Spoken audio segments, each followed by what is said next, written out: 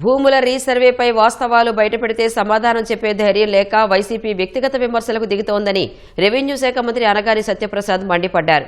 పేర్ని నానిని ప్రజలు ఇంటికి పరిమితం చేసిన బందరు బస్టాండ్ దగ్గర పిచ్చి ప్రెస్ మీట్లు పెడుతున్నారని విమర్శించారు. తనపై వ్యక్తిత్వ హననానికి పాల్పడిన వారికి నోటీసులు పంపుతామని మంత్రి అనగాని తేల్చి చెప్పారు.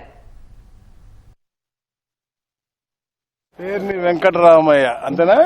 అతను ఇంట్లో పరిమితం చేసినా కూడా ఆ బస్ స్టాండ్ దగ్గర రోజు ఒక ప్రెస్ మీట్ పెట్టడం ఆ బందర్లో. ఎందుకంటే నేను ఎప్పుడు కూడా పర్సనల్ గా విమర్శ చేయను.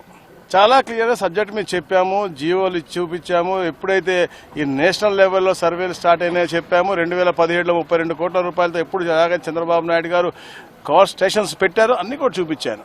2004 ముందు వాళ్ళ నాయకుడు బతికేంటో తెలుసు. ఇతను బతుకు లూనాలో తిరుగుతూ పెట్రోల్ కూడా డబ్బులకు లేవు, నేను ఇచ్చాను చెప్పి ఎవరో ఈ మధ్య సోషల్ మీడియాలో చెప్పారు. అంటే ఇతను బతుకు మొన్నటిదాకా 10 రాకముందు ఏంటో అంతవరకు తెలుసు. నేనేదో డబ్బులు ఇస్తే వెళ్ళిపోయాడు అంటే మా పార్టీ నుంచి వెళ్ళిపోయిన నాకు అందరికీ ఎంత డబ్బు ఇచ్చారో చెప్పాలి. ఇప్పుడు వాళ్ళలాగా వ్యక్తిగత హననం అనేది లేదు. సబ్జెక్ట్ ఉంటే మాట్లాడు. ఎందుకంటే పాస్బుక్లు నువ్వే తెరిస్తే క్యూఆర్ కోడ్ ఓపెన్ కాలేదు, అలాంటి పరిస్థితి ఉంది.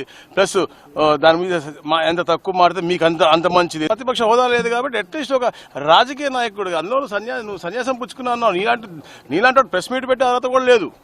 బిస్కెట్లు వేసి చెప్పిన వాళ్ళకి మీకు కూడా తప్పకుండా నోటీసులు ఇస్తాం, తప్పకుండా దీనికి ఎక్కడి దాకా వెళ్తామని చెప్పేసి కూడా తెలియజేస్తాం.